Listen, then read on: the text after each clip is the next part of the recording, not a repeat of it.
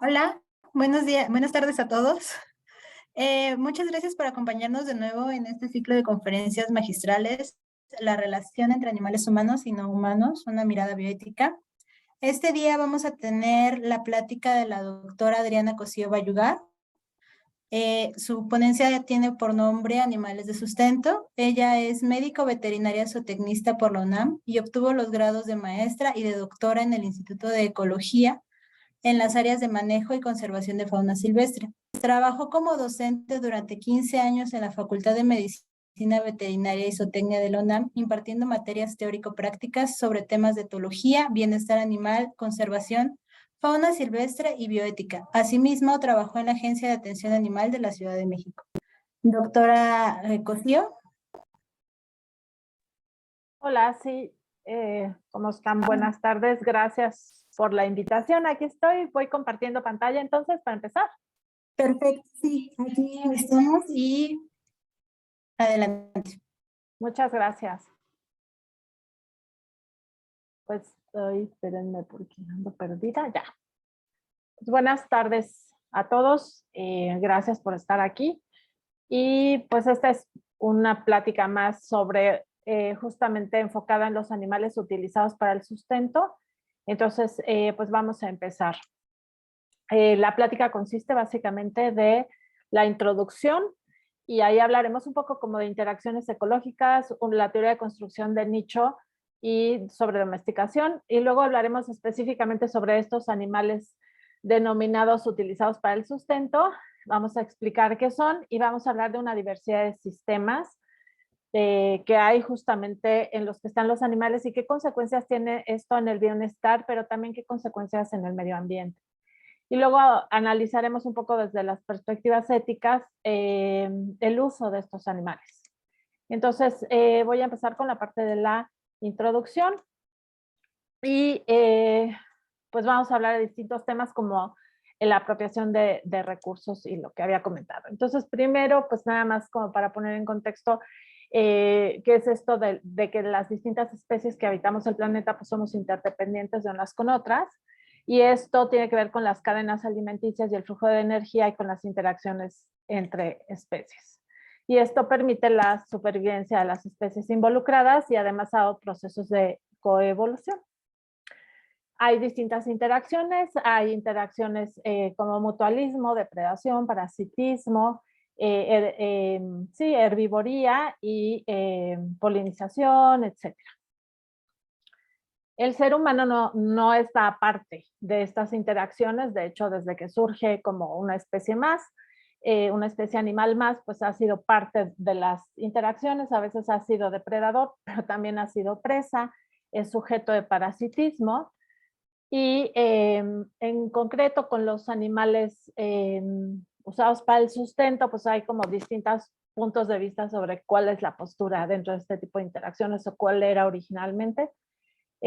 Hay gente que dice, o autores que dicen que es una interacción de mutualismo, donde tanto el ser humano como el animal que está involucrado en esta interacción se beneficia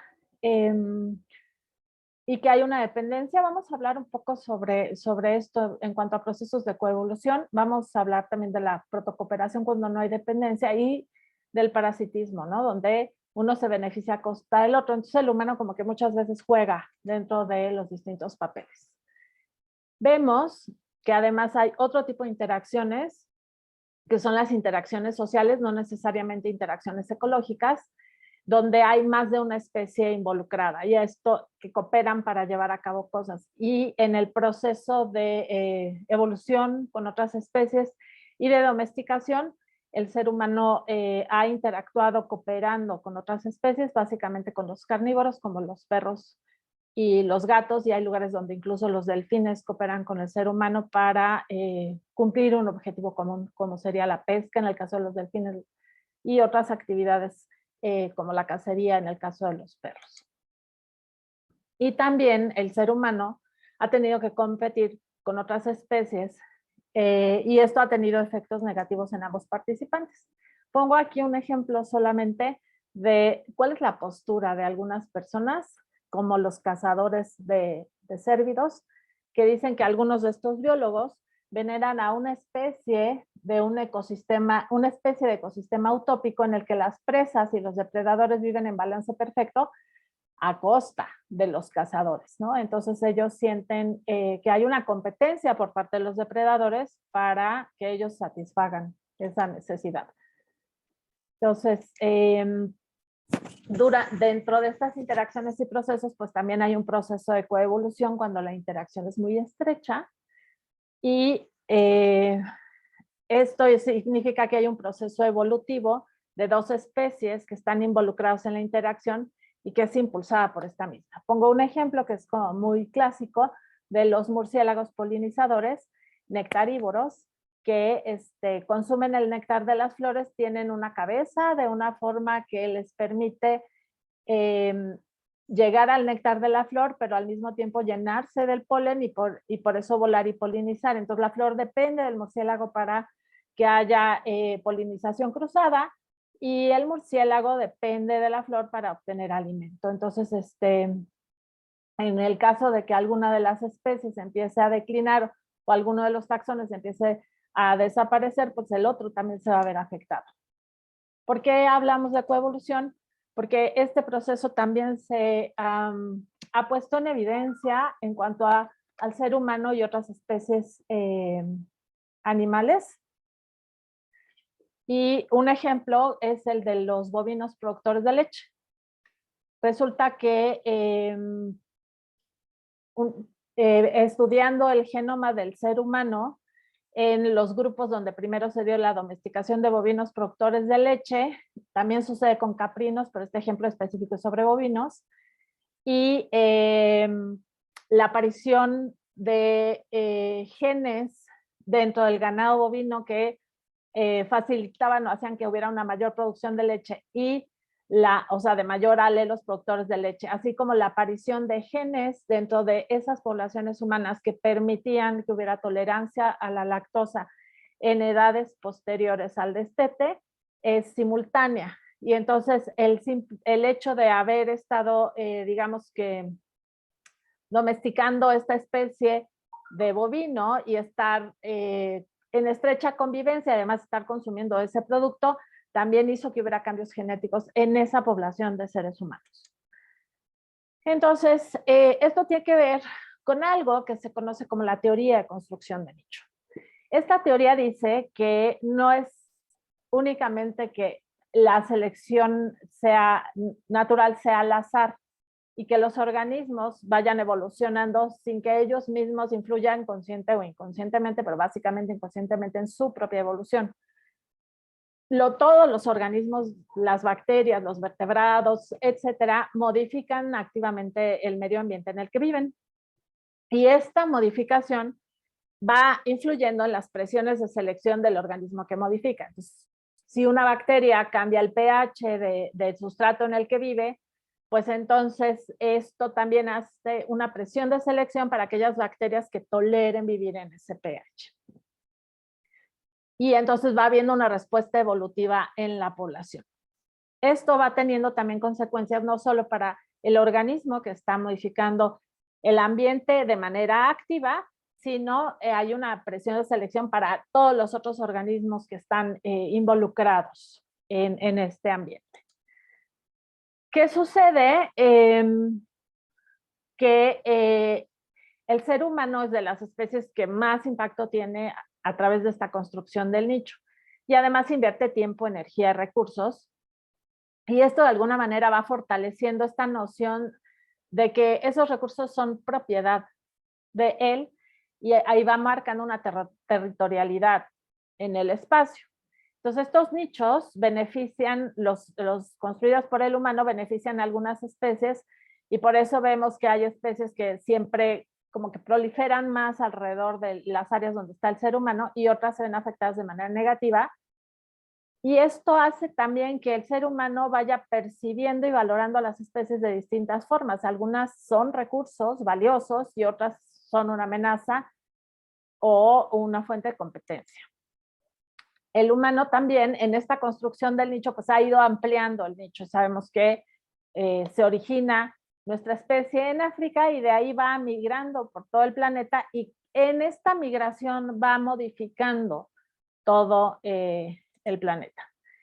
Un ejemplo, o varios ejemplos, son con el traslado de especies de un lugar a otro.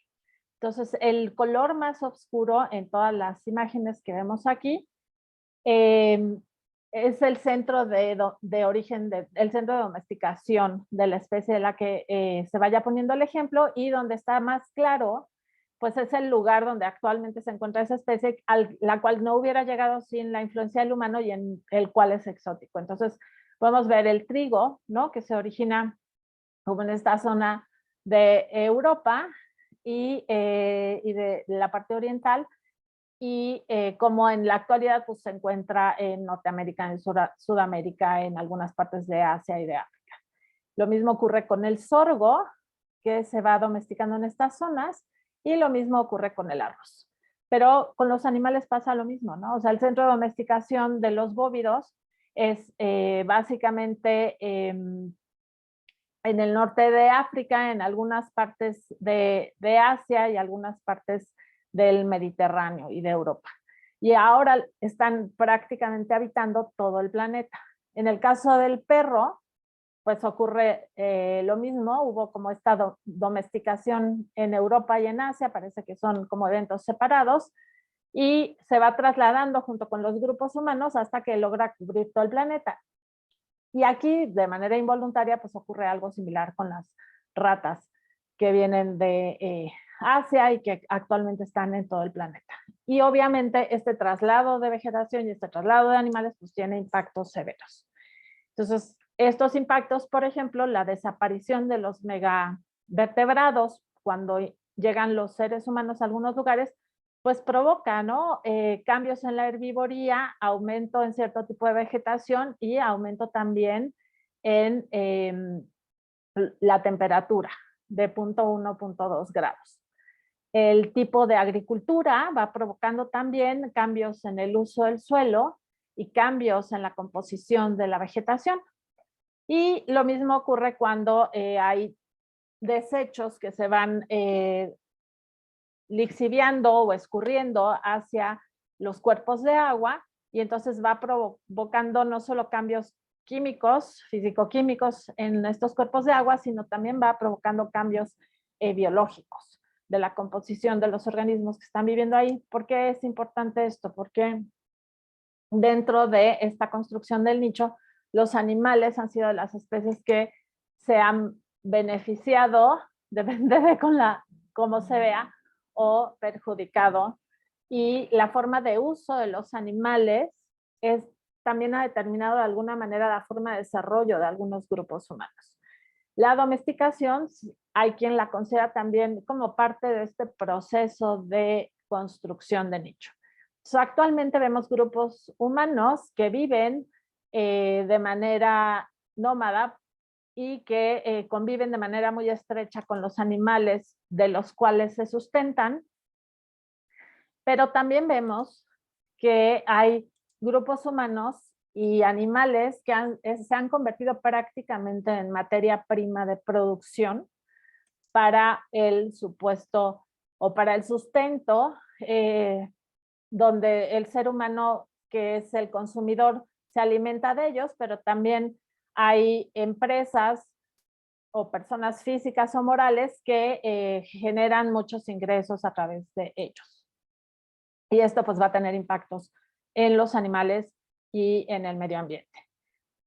Yo a veces digo que no solo hacemos construcción de nicho, sino destrucción de nicho, ¿no? Y sabemos, lo oímos todos los días, la situación en la que está el planeta ahora, por muchos factores indirectos como el crecimiento poblacional, los sistemas económicos, los sistemas sociopolíticos, la forma en la que empleamos la ciencia y la tecnología, y otros factores como culturales y religiosos. Pero también por factores directos que tienen que ver justo con el cambio del uso de suelo, con la introducción de unas especies y la eliminación de otras, como vamos viendo en las imágenes, las adaptaciones tecnológicas y cómo las utilizamos, pero también cómo vamos desechándolas y cómo vamos generando esta gran contaminación, cómo vamos cada vez extrayendo más y más recursos y cómo hemos provocado este cambio climático y cómo hemos interrumpido los procesos naturales. Entonces, dentro de todo este contexto, pues la domesticación ha sido, digamos, que el punto de arranque para que puedan existir estos animales de sustento de los que voy a hablar hoy. Ahorita voy a especificar también que no son los únicos animales de sustento. Entonces, bueno, pues está el meme de me voy a acercar a este grupo de humanos, que es lo peor que puede pasar, y dice 3, pero son más generaciones después, pues hemos modificado a estos animales de manera en la que muchas veces también eso los afecta. El ser humano se ha relacionado, se ha vinculado estrechamente con los animales, pues desde que es ser humano, o sea, somos un animal también. Existen pinturas rupestres en todo el mundo, en todos los continentes, y el 65%, el tema del 65% de estas pinturas son animales. Entonces, muchas de ellas se encuentran en Europa, pero también tenemos en Oceanía y también tenemos en América y también tenemos en Asia, ¿no? Y en los otros continentes. Y desde la prehistoria, pues hemos dependido de los otros animales para sostenernos, ¿no? Y esto ha provocado también un proceso de coevolución. Los hemos utilizado como alimento, como ropa, como vestimenta, para obtener utensilios derivados de ellos, a veces para usar como ciertos elementos que asumimos que son medicamentos que a veces tienen o no tienen efecto, y también como una fuente motriz de trabajo para facilitar el trabajo del ser humano. Y hemos pasado de ser cazadores y recolectores a nómadas. ¿Y qué facilitó esto? Que hubiera una captura de animales, una recolección de semillas y que se pudieran mantener, que lográramos mantenerlos bajo nuestro cuidado, lo que se podría considerar en cautiverio, y que se estableciera la agricultura y se dieran estos procesos de domesticación, tanto de plantas como de animales no humanos. Y hay quien considera que este es un tipo de simbiosis, ¿no? Desde, yo les decía, desde parasitismo hasta pues estas otras simbiosis como más amables. Ahora, ¿qué es un animal doméstico? Se considera como animal doméstico bajo el contexto del que vamos a hablar hoy, aquellos cuyo comportamiento, cuya fisiología y anatomía se han modificado en comparación a la de sus ancestros no domésticos, mediante un proceso de selección artificial. Este puede haber sido consciente o inconsciente por parte del humano, dirigido específicamente a obtener beneficio de ellos. El primer componente generalmente es que el ser humano pueda manejarlos, que sean animales con los que el ser humano puede, que lo toleren y que no sean agresivos hacia él. Y vemos aquí el ejemplo de los bovinos. Este era el auroch ouro, que vivía hace 2,5 millones de años, que está extinto en la actualidad, que están tratando de recuperar en Europa a través de hibridación inversa. Y vemos cómo se transforman los bovinos hacia la edad media, hace unos 700 años aproximadamente, hace unos 400, van cambiando su fisonomía y se van de ser animales mucho más grandes, van haciéndose como más pequeños, más dóciles, más manejables. Y en la actualidad están los bovinos modernos, con una gran variedad de razas, todas con lo que el humano denomina función zootécnica, ¿no? Que quiere decir para qué los usa. Entonces, pues estos son los cambios que se van dando a través de la domesticación. Entonces, lo que sucede es que no hay una raya, ni hay blancos y negros en biología, y estos son procesos que se van dando a través del tiempo. O sea, aunque un animal doméstico se consideraría el que, les digo, bajo este contexto hay otras definiciones de domesticación, pero el generado por el ser humano a través de selección artificial con estos cambios y que obtiene un beneficio, ¿no? Son las 4 características. Y lo diferenciaríamos de aquellos animales silvestres que están sujetos a procesos de selección natural y podrían o no estar bajo cuidado del humano. El problema es que si están bajo cuidado del humano, entonces muchas veces la reproducción pues es dirigida por el humano y ahí empieza otra vez a haber una modificación consciente o inconsciente. Y sabemos que en medio hay un montón de otras cosas, ¿no? Están los animales ferales, que son aquellos que eran domésticos, que ya no están bajo cuidado del humano, que se vuelven a regresar, digamos que a los procesos de selección natural, pero que además evaden al humano, ¿no? No es lo mismo un perro feral que un perro en situación de calle que no es feral.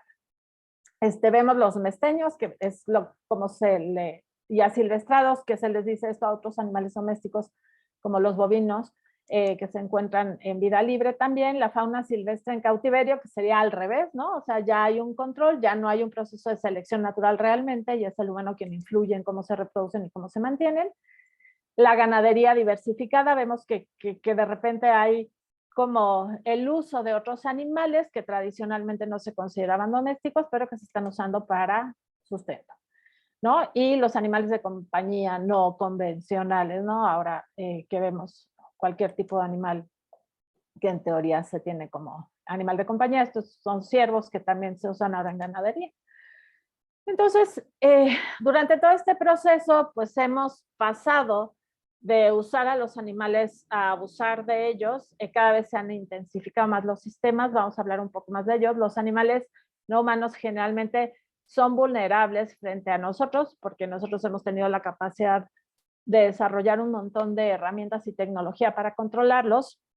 Y hay quien dice que si inicialmente teníamos como esta relación más pareja entre los animales domésticos y nosotros, actualmente pues hemos traicionado esa especie de contrato que había y hemos llegado a una forma de explotación y de abuso de ellos. Y esto, pues digamos que ha pasado de lo que alguien consideraba como una protocooperación a un mutualismo y ahora pues a una especie de depredación retardada o parasitismo. Y ha sido tan grave que ha provocado distintas reacciones. Esto es solo como un ejemplo y no son reacciones nuevas. Esto es el libro de Ruth Harrison de 1964, donde ella denuncia en este libro que se llama Máquinas Animales, la nueva industria de las granjas fábrica o las granjas industrializadas. Y a raíz de ese libro es que se genera como toda la investigación y la teoría sobre lo que tiene que ver con la ciencia del bienestar animal. Entonces, por los sistemas intensivos, ¿no? Que le quitan a los individuos que están en esos sistemas cualquier posibilidad de expresar un montón de cosas. Y lo vamos a ver más adelante. Pero sí quisiera yo que estuviera claro que no todos los animales usados para el sustento, y por eso yo entro en conflicto a veces como con ese término, porque sí hay animales de granja y sí hay animales usados para el sustento fuera de las granjas o de los centros de producción o de los centros de explotación animal, o llámenles como consideren, pero no todos son domésticos, ¿no? Hay un aprovechamiento de poblaciones de animales silvestres en vida libre, un aprovechamiento intenso que también es una fuente que los ha puesto en riesgo de extinción. Y muchas veces este aprovechamiento se hace, digamos que disfrazado o con argumentos de supuestamente cuidar el medio ambiente, de que se están controlando poblaciones porque tienen efectos negativos sobre el ambiente, sobre otras poblaciones o que representan un riesgo para los seres humanos y por eso le llaman terapéuticos o de conservación, pero la verdad es que ese sería el caso, por ejemplo, de estos depredadores que en realidad van al mercado de la piel, ¿no? No es que porque somos bien lindos los humanos y nos preocupa un montón el medio ambiente. Hay incentivos económicos detrás y bueno, las pesquerías, ¿no? Que prácticamente hemos vaciado los océanos actualmente. Y la otra cosa es que también muchas de estas especies de las que se aprovechan, pues representan una competencia para el uso de otros recursos.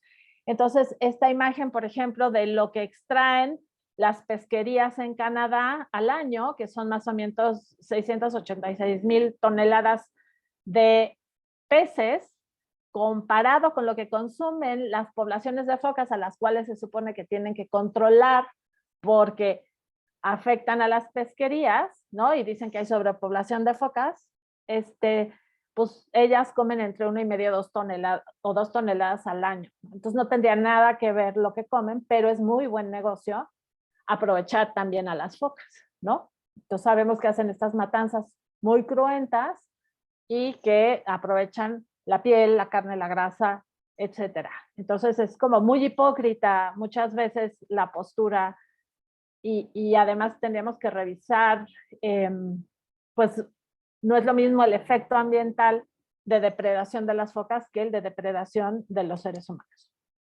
Entonces, bueno, ya después de poner este panorama tan lindo, vamos a hablar de los animales utilizados para el sustento, pero específicamente de estos animales domésticos que son también conocidos como animales de granja, animales de producción. Entonces, voy a hablar un poco de lo que sucede en México y de la diversidad de sistemas que hay, porque no podemos generalizar en las condiciones en las que viven y tampoco en las consecuencias que hay para el bienestar de ellos y en las consecuencias ambientales. Y entonces los cuestionamientos éticos también están asociados al tipo de lugar en el que viven y cómo son tratados. Entonces, en México, en realidad, antes de que llegaran los europeos, pues había un aprovechamiento, sí, de especies silvestres nativas. Actualmente sigue habiendo ese aprovechamiento y básicamente se había como domesticado, aunque no se usaban en forma intensiva, pues algunos conejos y algunas aves en cautiverio, aparte de los perros que venían con los grupos humanos. Y estaba con reproducción controlada, perdón por el error ahí, y muchas veces esta pseudodomesticación eran como eventos aislados, o sea, se capturaban algunos animales y se reproducían, no había lo que hay ahora de variaciones de razas y todo esto. Cuando llegan los europeos traen un montón de especies exóticas que nos parecen muy familiares y estamos muy acostumbrados a verlas, pero desde el punto de vista de conservación son exóticas, son invasoras y tienen muchas veces consecuencias negativas para el ambiente. Entonces, pues trajeron bovinos, borregos, cabras, cerdos y gallinas. Todos ellos son exóticos en nuestro país. Y un ejemplo es pues cómo llegan con este Bos taurus, que era, digamos que el descendiente de este aurócomos primigenios, y se va estableciendo en mesetas y planicies, que es, digamos que un hábitat en donde se acomodaba. Y luego, hacia 1884, o sea, varios años después de la primera llegada, pues se empezaron a traer otro tipo de bovinos, que son los bovinos asiáticos. Y después, a finales del siglo XIX, se siguieron importando.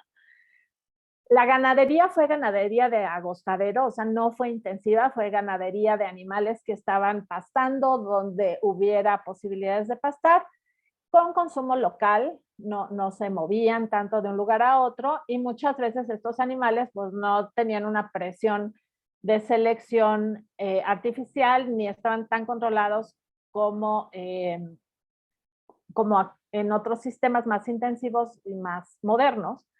Y entonces muchos se feralizaron o se asilvestraron o se volvieron mesteños, y entonces vemos que a veces hay lugares en el país donde se tienen muy identificados pues estos grupos de animales que en teoría no tienen como un propietario, ¿no? Sabemos que siguen todavía siendo propiedad. Y entonces,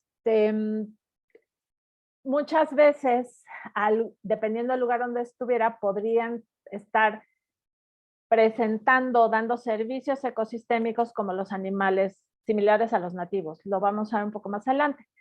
Pero sucede que México pues, tenía muchos conflictos sociales. La población que estaba aquí antes de la llegada de los europeos básicamente era de cazadores y recolectores, y empieza a haber conflictos con los que tienen el ganado y no quieren que entren los cazadores y recolectores a las zonas de ganado, que son los pastoriles, ¿no? Sean las guerras apaches, que duraron pues 300 años prácticamente, y además vienen otras guerras, ¿no? La de independencia, la de reforma y la de revolución. Y esta inestabilidad pues no permite que haya ni propiedad de la tierra ni ganadería como formal. Hacia el siglo XX, perdón, después de la revolución, entonces se empieza a intensificar.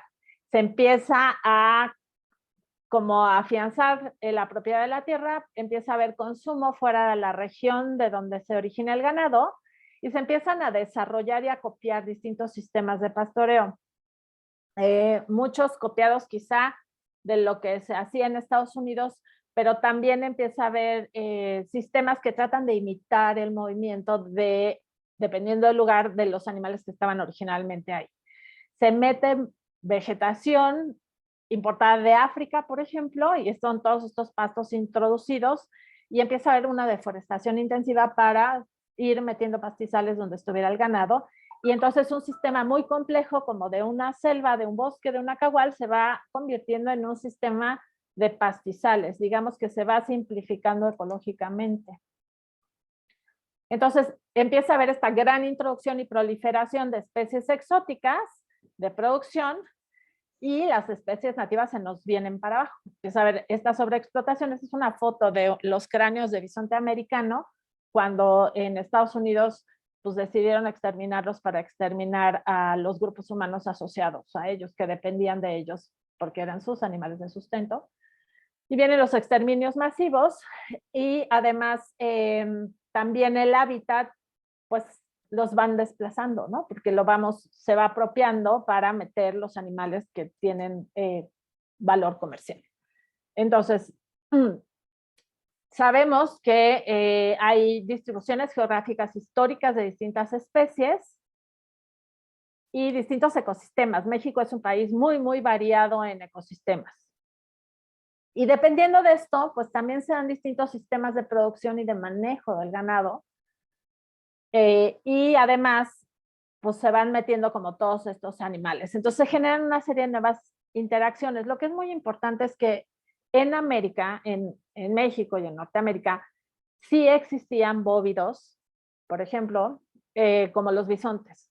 Entonces actualmente lo que se está tratando de hacer es que en las zonas de pastizal se use el ganado para recuperar, digamos que las funciones ecológicas que se perdieron porque ya no hay bisontes, se están reintroduciendo apenas poblaciones pequeñas.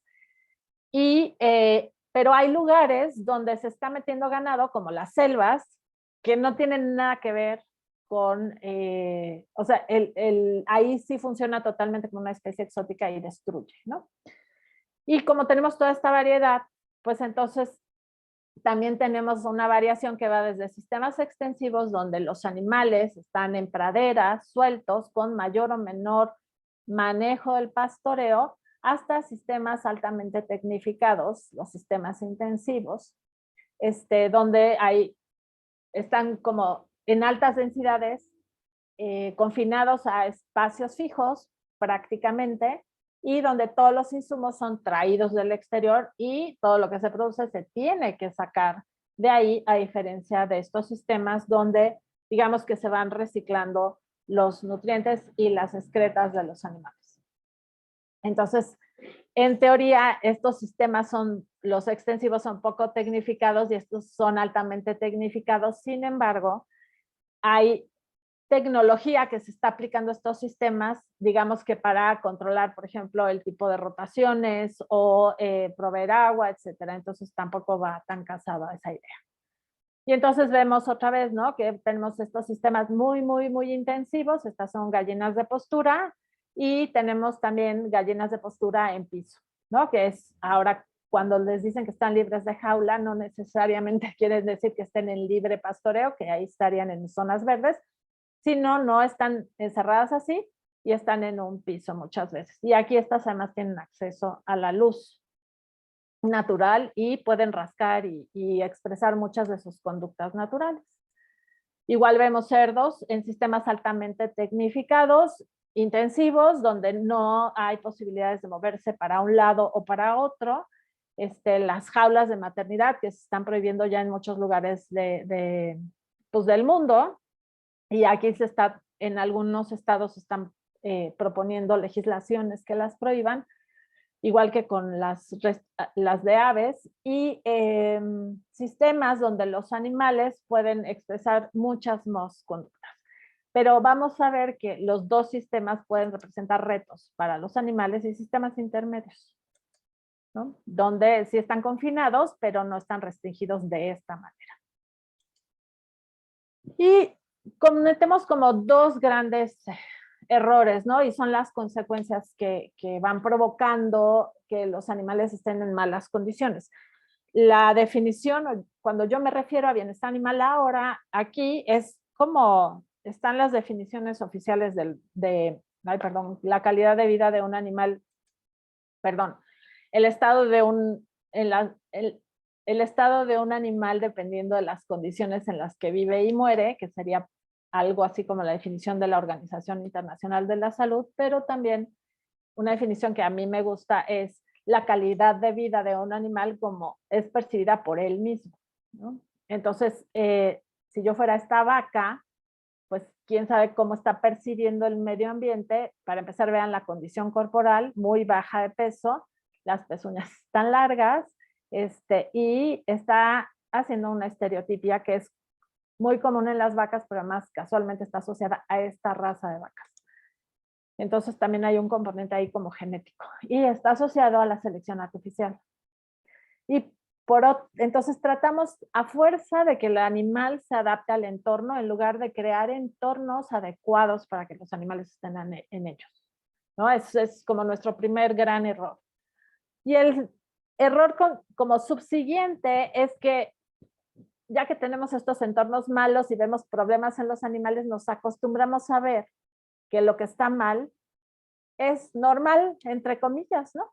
Entonces vemos aquí una instalación súper deteriorada que probablemente va a provocar accidentes y muchas veces los trabajadores de los lugares dicen, sí, se lastiman ahí porque están los fierros salidos, hay un clavo, y en lugar de ir y remachar el clavo, les parece normal que los animales estén siempre lesionados de un lugar, ¿no? Entonces esos vicios que tenemos pues son de alguna manera parte de la fuente de todos los males. Aparte de pues las cuestiones económicas, ¿no? Entonces, hay algo que se conoce como necesidad biológica, que justo es el resultado de un proceso de evolución en un hábitat determinado y que a pesar de la domesticación, pues no han sido modificadas, ¿no? O sea, la domesticación lleva muy poco tiempo, aunque muy poco tiempo evolutivo como para que modifiquen necesidades biológicas. Y además, pues muchas de ellas justo son lo que hacen que un animal sea lo que es, ¿no?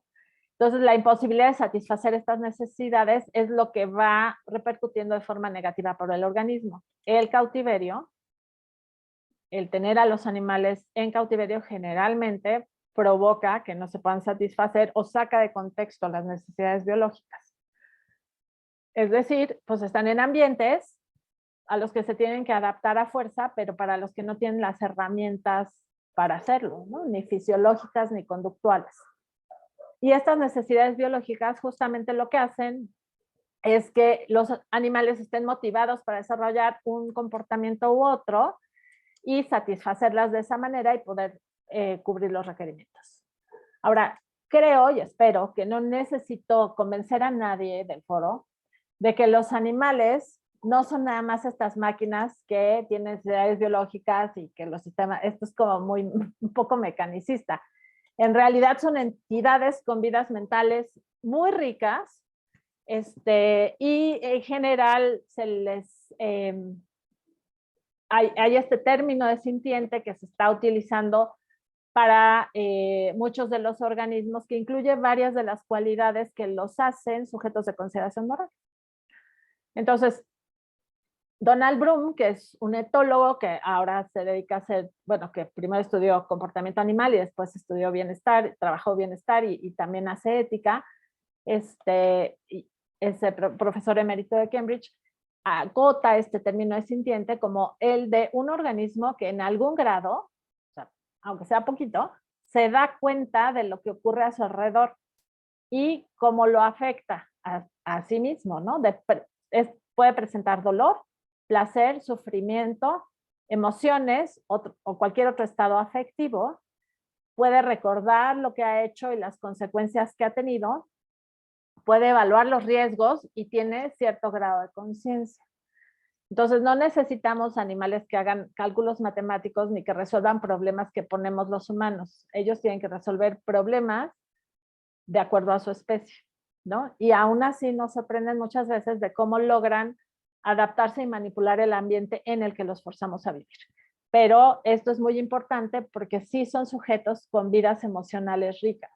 Y eso es también lo que se afecta cuando están en estos sistemas restrictivos.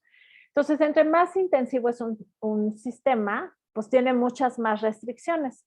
O sea, tenemos una mayor densidad, menores espacios de movimiento, los forzamos a vivir más con otros individuos que quizás ellos no elegirían dentro de sus grupos sociales.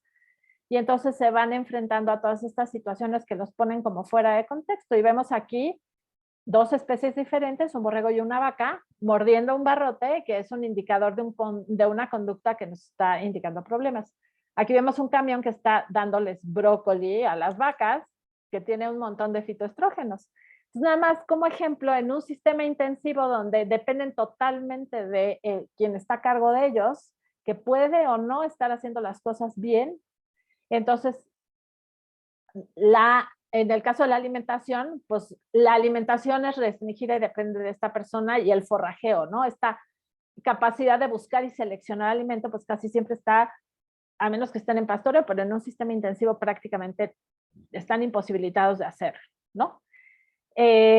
Generalmente los animales invierten mucho tiempo en buscar alimento y además en echarse y rumiarlo, etcétera, en el caso de rumiantes.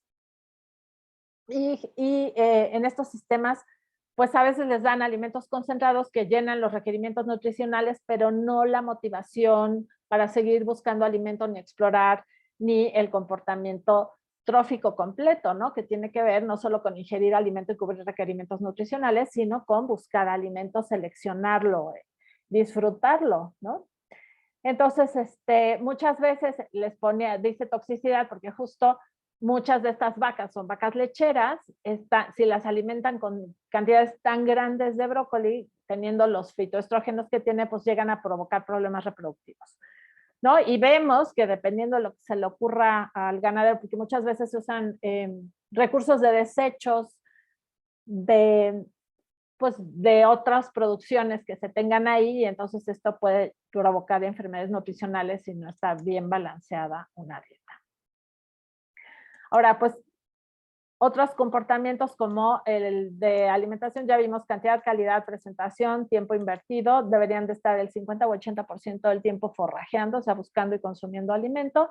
El tipo de agua que se les da, y esto de leche, dice, porque muchas veces cuando está el sistema de crianza de animales jóvenes, por ejemplo, en vacas lecheras, lo que se hace es quitar al becerro para aprovechar la leche de la vaca, y entonces le dan sustitutos de leche que no son de su especie al becerro para que nosotros nos tomemos la leche de otro animal.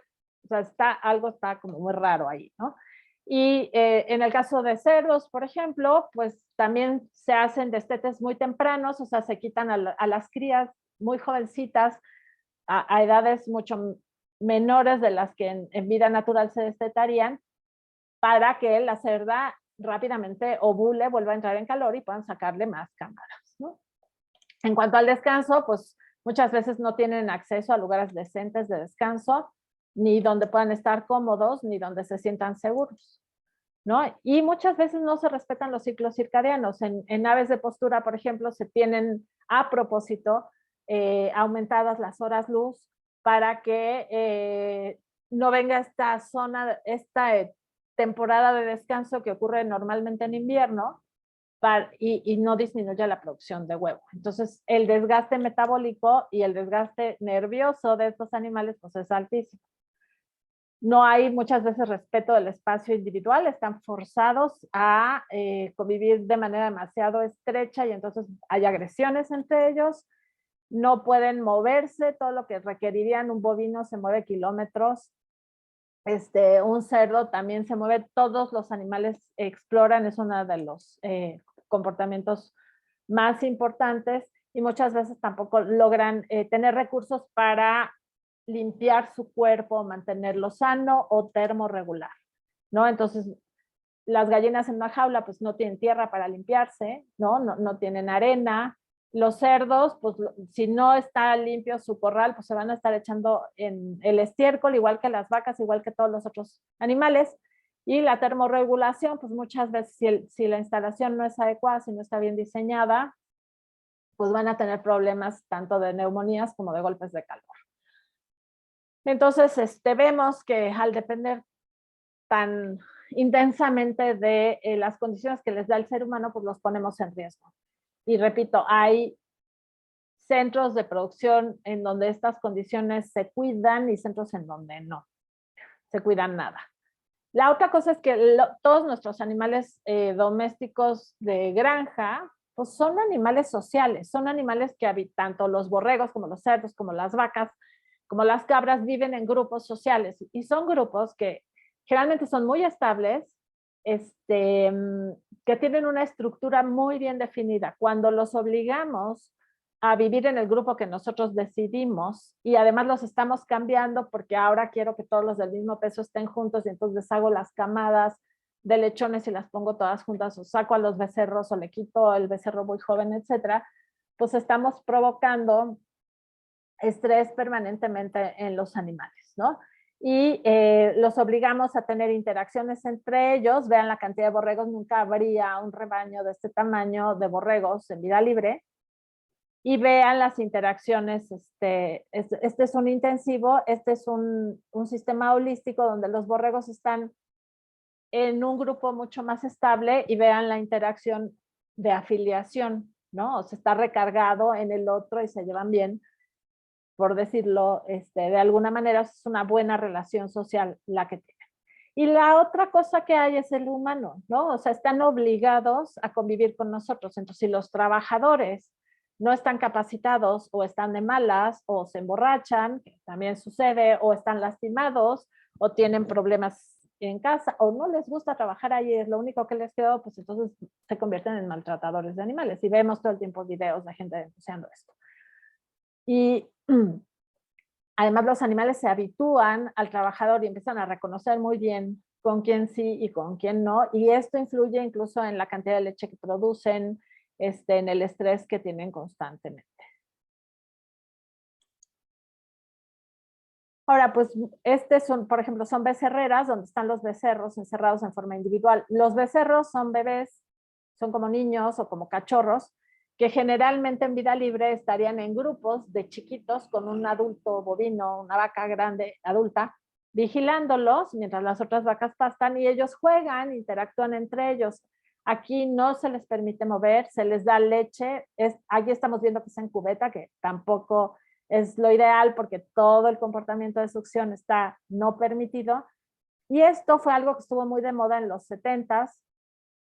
Se fue desechando y se fue cambiando por otros sistemas porque teóricamente era pues como más higiénico y no se contaminaban, etcétera.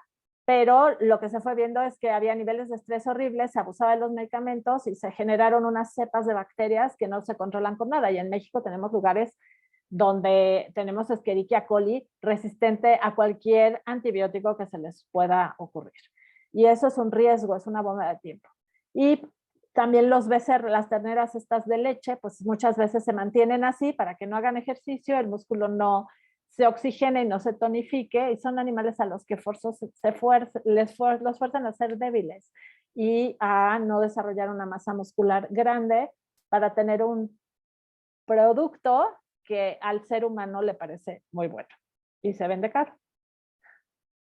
Entonces el aislamiento o el hacinamiento pues también son condiciones anormales para ellos. ¿A qué edad se hace la separación madre-cría?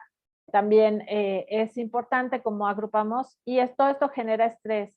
Y el estrés pues sabemos que inmunosuprime y muchas veces predispone a enfermedades y esto hace que se abuse de los antibióticos y ahí vamos en el círculo vicioso, ¿no?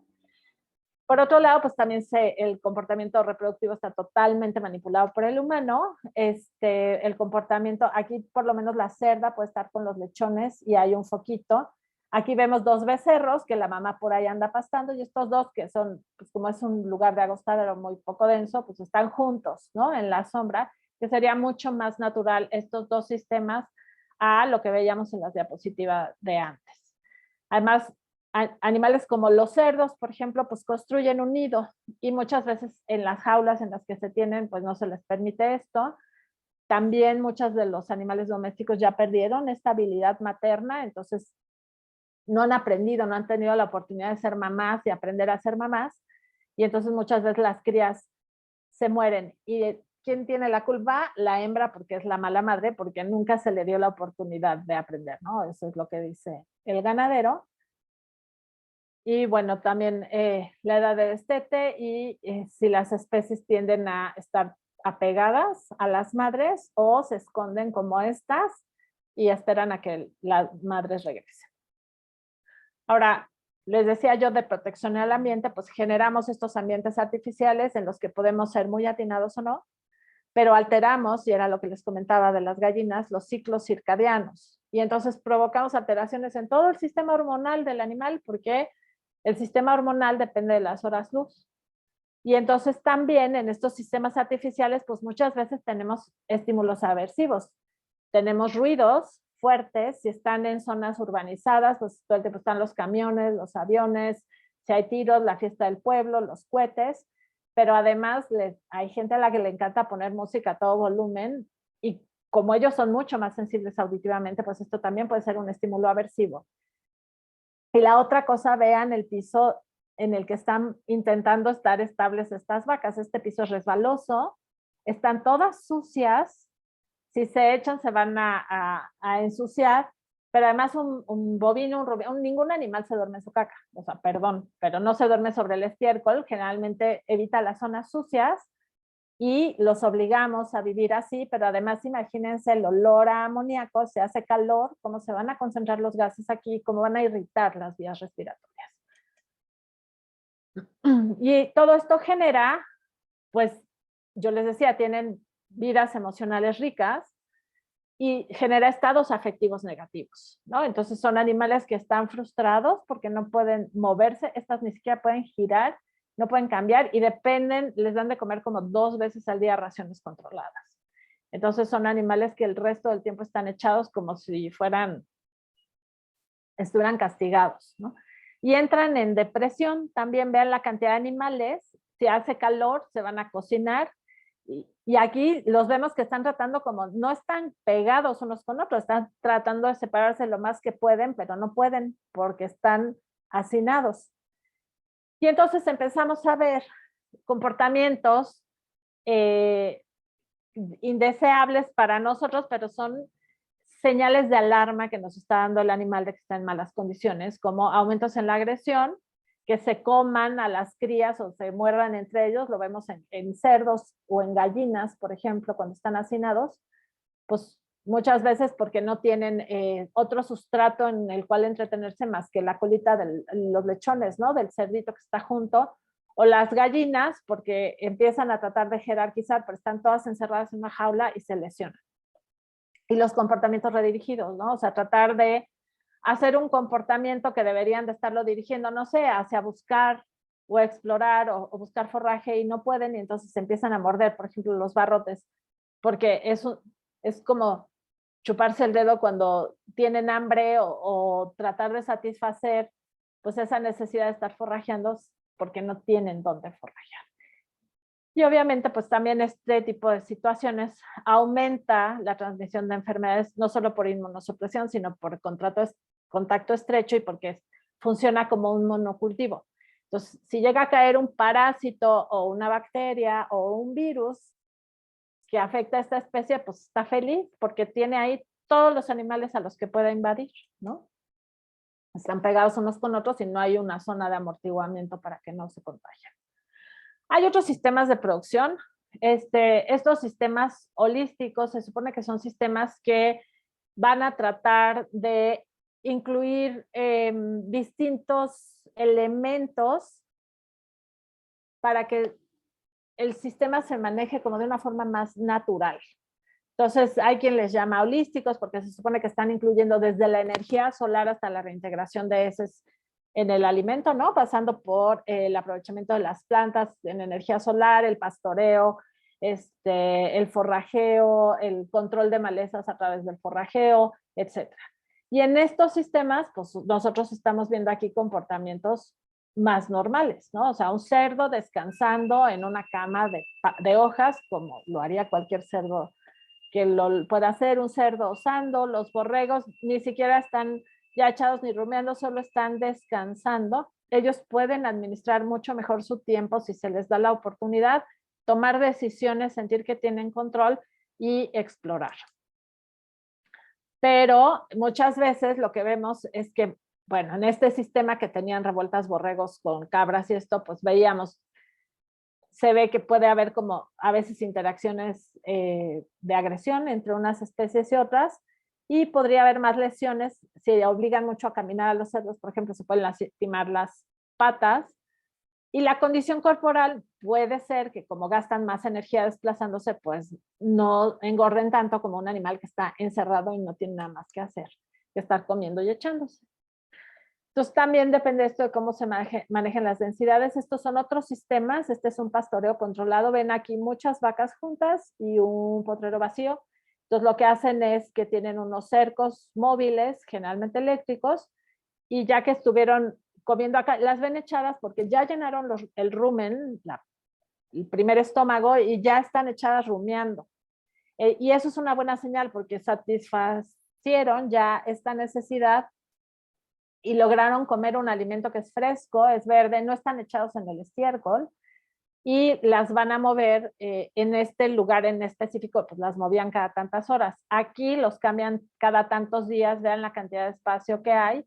Está el grupo junto, con la distancia que el grupo decide, y tiene como mucha más posibilidad, aunque se ve todo verde aquí, pues aquí hay leguminosas, distintos tipos de pasto, etcétera. Entonces pueden ir seleccionando el tipo de alimento. Y este también es otro sistema de pastoreo, donde, bueno, ahí hay un pastor y hay bosque, ¿no? Entonces van como cambiando de un lugar a otro. Y entonces van habiendo rotaciones. Esto, dependiendo de cómo se maneje, puede favorecer o no las parasitosis. Hay que tener cuidado que el recurso siempre sea suficiente y no se sobreexplote. Y si se manejan densidades muy altas, pues entonces puede haber conflictos. Pero digamos que si comparamos un sistema con el otro, pues sus problemas de bienestar aquí son menores. Ahora, los sistemas extensivos, donde sueltan al ganado y ahí te ves, vean lo que ocurre, ¿no? Si el lugar no es de buena calidad y no hay una supervisión, como ocurría en este lugar específico, pues vean la condición corporal del animal. Estos animales se acababan cayendo o muriendo, ¿no? Entonces pueden empezar a comer plantas que las van a lesionar. Vean cómo está salivando ella, porque no tenía más alimento que cactáceas. Entonces empezó a comer las cactáceas y tenía espinada toda la boca y ulcerada la encía, ¿no? Y bueno, pues también están sujetos aquí a las fluctuaciones ambientales, a la cantidad de alimento que hay, disponibilidad de agua, clima y depredación. Ahora, hay ganaderos que en estos sistemas hacen un manejo de forma que no suceda esto que estamos viendo, ¿no? Entonces, depende mucho el ganadero. Yo les estoy poniendo como lo más feo, pero no todo es tan feo, y este animal pues se acabó muriendo, ¿no? ¿De qué? ¿Quién sabe? Y luego viene a ser depredado por otros animales. La otra cosa que sucede, sobre todo con los sistemas intensivos, es que dado que precisamente se tienen en esos niveles de hacinamiento, pues yo les decía, se picotean. ¿Qué hacemos para que no se picoteen? En lugar de darles más espacio, les cortan los picos, ¿no? Y los picos sí tienen terminaciones nerviosas, y muchas veces este corte que está pésimamente mal hecho, vean como el pico, la parte de abajo está mucho más larga que la de arriba. Este animal no va a poder comer bien, y además a veces se lesionan los nervios y entonces se generan neuromas, y esto va a causar dolor crónico. El desecho, ¿no? de pollos, que sabemos que para el huevo, la gallina de huevo, en la selección de pollo, pues el macho no sirve, y nos sucede con un montón de otras especies. Entonces se usa como, pues aquí se usan como basura prácticamente, ¿no? Los desechan, y muchas veces estos desechos, o las gallinas de postura cuando terminan su ciclo, pues los meten directamente a las trituradoras para hacer alimento, o procesar harinas para alimentar carnívoros como nuestros perritos. Entonces, no es que todo el alimento esté así, pero a veces se utiliza así o se recicla para otro tipo de alimentos también para animales. Entonces, muchas de las enfermedades emergentes, como la enfermedad de las vacas locas o la encefalitis espongiforme, pues vino de origen de alimentar con harina de borrego a las vacas, y los borregos tenían un prión que era el scrappy, que parece que podría haber sido la fuente de lo que empezó a suceder en esos brotes. Entonces, pues como dicen, alguna vez me dijo un nutriólogo, si tú les das de comer estiércol, pues lo que te van a dar es estiércol, ¿no? No me lo dijo así, me lo dijo peor, pero bueno, es como si les das de comer cosas que no deberías de darles, pues vas a tener un montón de problemas y es lógico. Vean esta vaca, que supuestamente es una vaca lechera, tiene la ubre incluso con yodo de que la ordeñaron y la sellaron, pero imagínense, la calidad de leche. La otra, vean la herida que tiene aquí y vean las plastas de ese estiércol revuelto con lodo, porque el lugar está muy, muy sucio. Entonces, si los lugares se tienen malas condiciones, se generan mutilaciones. Ahora, pues este lechón está que en muy malas condiciones y casi siempre no se les atiende y se desechan como si pues se les llaman desechos en estos sistemas de producción. No son individuos con un problema de salud, son desechos que se tiran a la basura prácticamente, y a veces ni siquiera se les mata, que a lo mejor dices lo mejor que podría pasarle si no le van a dar tratamiento, pues sabes, aplíquenle la eutanasia si no va a salir adelante. Pero muchas veces no se toman ni la molestia de eso, ¿no? Y además este ya se atoró aquí y se va a lesionar, y vemos aquí, no sé si está socio lesionado, no se alcanza a ver. Estas son vacas lecheras, se ven en mucho mejor condición de limpieza y todo que esta, y también de carnes, pero vean dónde está la cola. Lo normal es que tuviera la cola, pero esta no tiene cola. ¿Por qué? Porque se las cortan. ¿Por qué? Porque les estorban, porque les dan coletazos a los ordeñadores. Y la cola, pues por algo existe, ¿no? Por una es que ayuda a eliminar parásitos. Y muchas veces las colas también ayudan a comunicarse entre ellos. Y bueno, este es un animal al que se le descornó, se le quitaron los cuernos, porque pues en sistemas intensivos no nos gusta que tengan cuernos, y vean cómo tiene como ya todo inflamado, porque se les escurrió la pasta de descorne y le causó inflamación. Entonces, muchas veces al tener sistemas tan intensivos, tenemos que hacer manejos que causan daño a los animales, sobre todo si el personal no está capacitado, se hacen mal. Y digamos que estamos poniendo parches a un sistema que de origen es muy cuestionable y que está causando problemas de origen, y en lugar de solucionar el problema de origen por cuestiones económicas, culturales, de mercado, porque nos venden las tecnologías importadas, etcétera, o porque, como me dijeron alguna vez, que cuestionaba yo por qué no les enseñaban nuevas técnicas a los alumnos, entonces la respuesta fue que pues porque pues es que aquí se hace así en México, entonces para que cuando salgan sepan lo que están haciendo. Y dices, pues no se supone que los chicos son los que tendrían que cambiar la visión de las cosas, pero bueno. Y la otra cosa que yo les había comentado era la selección artificial, ¿no? O sea, muchos de los caracteres productivos pues van a imponer una demanda metabólica para los que el organismo no está adaptado para cubrir, ¿no? Y entonces esto repercute en su salud, en la longevidad y el estado de bienestar. Este ciervo, no es como lo que habitualmente se ve como animal de producción, pero pues por ahí venden también carne de ciervo. Las astas se aprovechan para medicina tradicional china. Y hay a quien le gusta tenerlas para adorno, ¿no? Pero esta asta es gigante para este tamaño de animal. Probablemente esta asta esté pesando un buen porcentaje de lo que pesa este animal. La demanda metabólica en calcio es altísima, y le va a provocar una serie de problemas, incluyendo lesiones de cuello. La otra cosa, por ejemplo, con el ganado lechero, muchas veces el ganado lechero sufre de algo que se conoce como hipocalcemia, que también les da a algunas mujeres, pero aquí es muy frecuente. Vean la ubre de esta vaca. Esta ubre es totalmente anormal, es un animal seleccionado para una mayor producción de leche, pero no puede ni caminar, ¿no? Están echadas las otras o pastando, y ella está parada aguantando el dolor. Esta expresión con la cabeza baja, las orejas gachas, pues es una expresión de dolor en un bovino. Entonces afectan la locomoción, afecta el balance, se generan lesiones, y muchas veces si un bovino en un sistema de pastoreo rotativo, por ejemplo, o en un sistema más natural que no sea intensivo, va a vivir, no sé, 12, 15 años,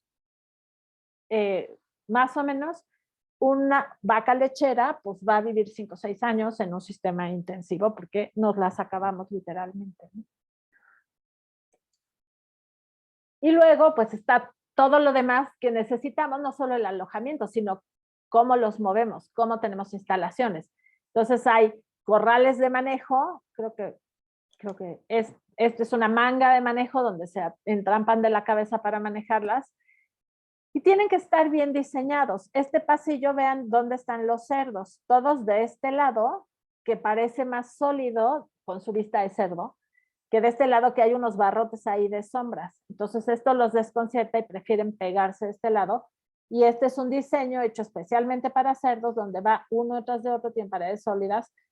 Digo, no es un diseño bonito y debe ser horrible ser un cerdo y tener que caminar por ahí, pero es más seguro para ellos, quizá, que esto y permite una movilización más fluida. Este es un transporte de borregos donde todos se murieron ahogados de calor, porque también tenemos problemas de transporte.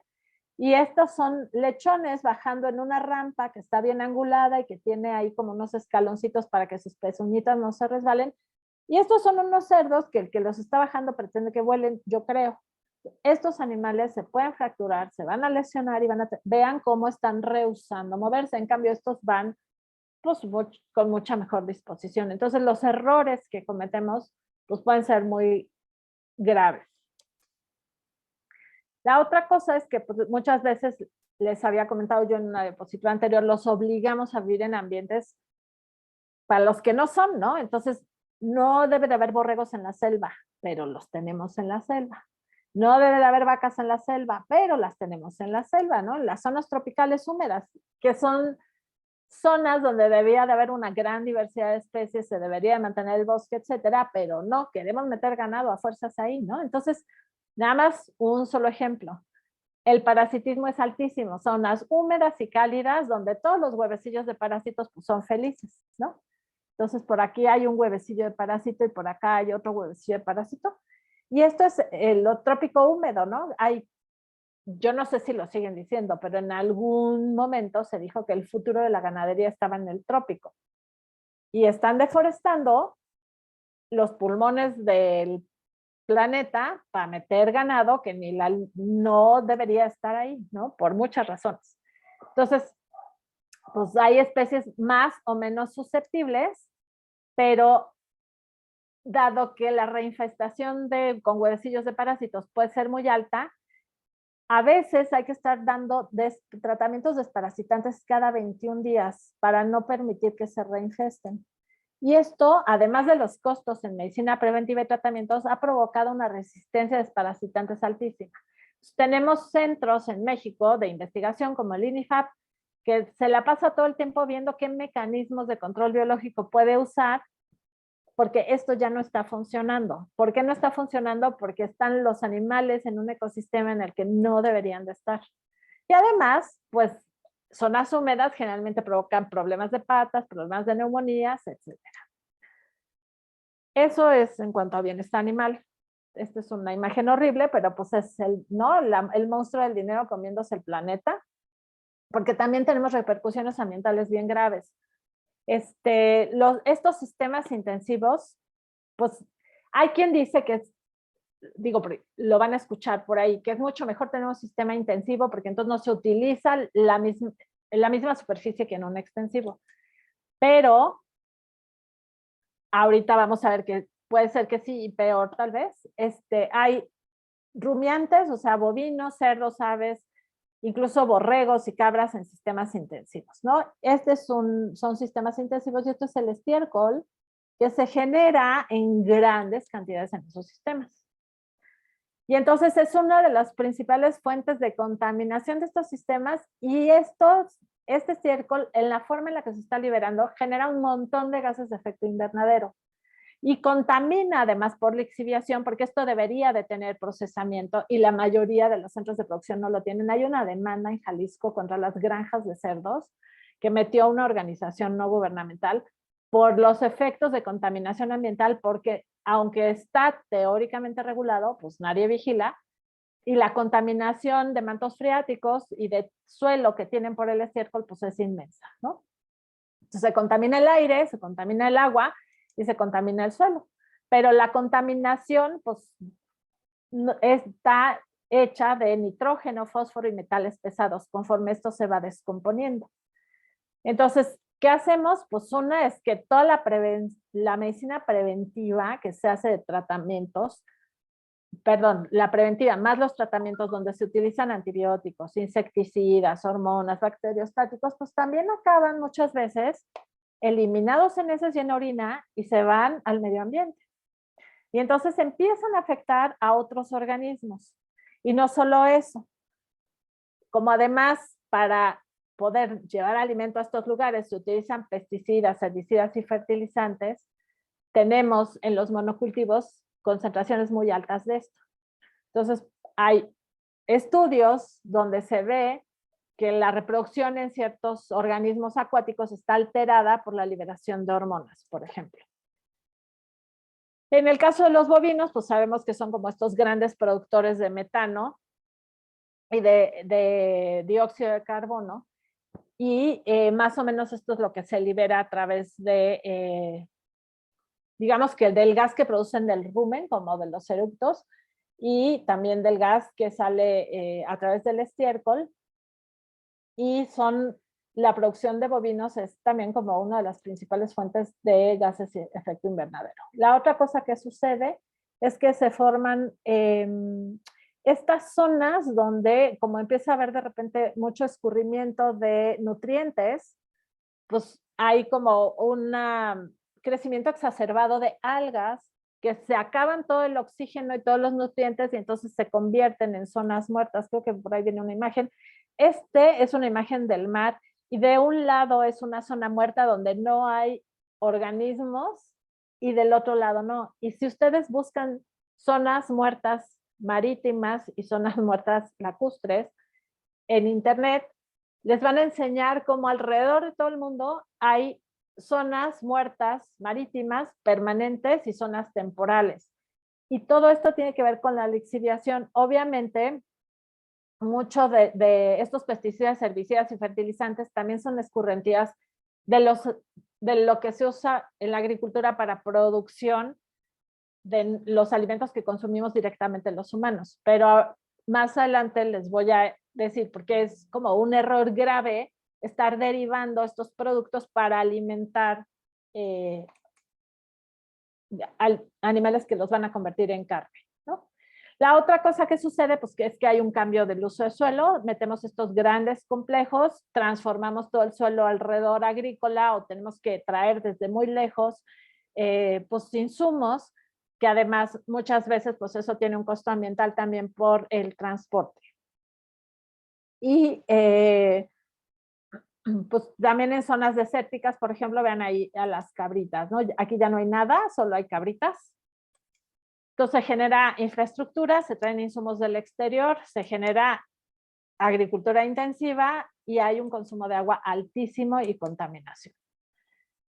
Entonces, vemos, por ejemplo, aquí es una selva y aquí está el desmonte para poder meter ganado, ¿no? Esta también era zona de selva y estos son potreros para meter ganado en las zonas intensivas. Y entonces se consume mucha utilización de agua y se va expandiendo lo que se llama la frontera agrícola, provocando deforestación y pérdida de diversidad biológica y procesos asociados. Estas son zonas tropicales. Este tipo de inclinación, en teoría, no debería deforestarse, ni para uso pecuario ni para uso agrícola. Y supongo que ustedes ya lo han visto, pero tenemos aquí el consumo de agua, ¿no? Entonces, por ejemplo, para producir una manzana se necesitan 70 litros de agua. Para producir una naranja, 50 litros de agua. Para producir 500 gramos de maíz, 450 litros de agua. Para producir 300 gramos de carne, se necesitan 4,500 litros de agua. Y sabemos que pues ahora es un recurso que cada vez se está volviendo como más escaso. Para producir medio kilo de queso se necesitan 2.500 litros de agua.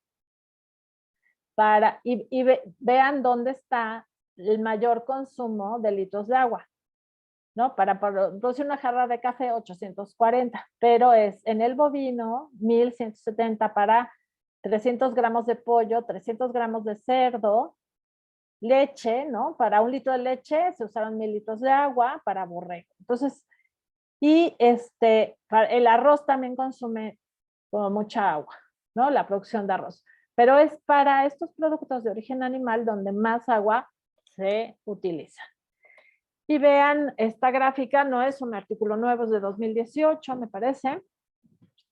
Y las ilustraciones son del periódico The Guardian, pero están basadas en una reseña que hizo sobre este artículo de Baron y colaboradores, donde ellos midieron a través del carbono la cantidad de biomasa que había en el planeta de animales. Entonces, en mamíferos, lo que encontraron es que el 60% de la biomasa, o sea, los kilos de mamífero que hay, el 60%, por decirlo, digo como de una manera más coloquial, el 60% es de animales, de mamíferos usados para alimentar a los seres humanos.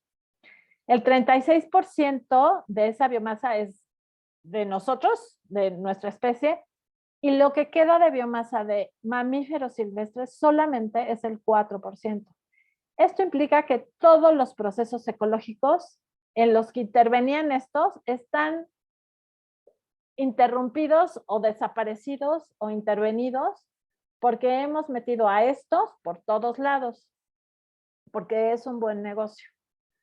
Y luego, en aves, el 70% de las aves son pollos, gallinas o cualquier otro tipo de ave de corral, y el 30% de lo que queda de aves en biomasa son aves silvestres. Entonces, ver estas figuras, estos números, pues es como muy alarmante, porque probablemente, o sea, esto ya te está hablando de extinción hecha, aunque estos están caminando todavía. Alguien dijo una vez que eran como muertes vivientes, muchas de estas poblaciones, ¿no? O sea, ya nos echamos al planeta. ¿Y por qué yo les decía que hacer esta transformación de darle productos de origen vegetal a otro animal para que los convierta en carne, para que nos la comamos nosotros, es como un mal negocio ambientalmente? Nosotros no somos estos, no somos los carnívoros, somos omnívoros y entonces podemos jugar dentro de la cadena trófica, ¿no? Y podemos comer un montón de vegetales de distintos tipos, de plantas de distintos tipos, y podemos comer ocasionalmente productos de origen animal. Pero si nosotros basamos nuestra dieta en productos de origen animal, vamos a tener desnutrición porque no nos aportan un montón de nutrientes que nos aportan las plantas. Ahora, ¿qué pasa? Hay una pérdida de energía más o menos de 10:1. Entonces, para que yo tenga 1 kilo de esto, necesitaría 10 kilos de esto. 10 kilos que podría estar consumiendo directamente el ser humano y no tendríamos esta pérdida de energía ni todo ese proceso de contaminación y de destrucción que hemos visto. Entonces, también sabemos que no solo por esta producción, pero pues ya vimos que es como un gran impacto en el que hay, y la ganadería sí es probablemente la principal causa de pérdida de biodiversidad, ha generado que los seres humanos ya pues, nos estemos gastando el planeta a crédito, ¿no? O sea, ya nos gastamos más de lo que tenemos. Y entonces, miren, en 1961, pues todavía, digamos que la huella ambiental era como de 0.6 planetas. Para el 74, ya al año nos estábamos gastando como un planeta. Para el 87, pues era un planeta y un cachito. Pero en 2016 estábamos gastando un planeta y medio. Esto quiere decir que ya no se está regenerando ninguno de los recursos que teóricamente nos enseñaron, por lo menos a los de mi edad, que había recursos renovables y no renovables. Bueno, parece que ya hicimos no renovables todos. Entonces, pues estamos en una situación, sí, grave. Y esto está muy vinculado a la ganadería. Ahora, otra cosa, ¿no? Para la salud del humano. Cito aquí lo que dice este señor Christoph en un artículo que se llama Limpiando el gallinero. Es la producción industrial de carne y huevo son excelentes para abastecer de comida barata los supermercados. Sin embargo, hay evidencia de que este modelo es económicamente viable únicamente porque pasa los costos de salud al público, en forma de brotes ocasionales de salmonela, cepas de patógenos resistentes a los antibióticos, agua contaminada, intoxicación por alimento y probablemente algunos tipos de cáncer.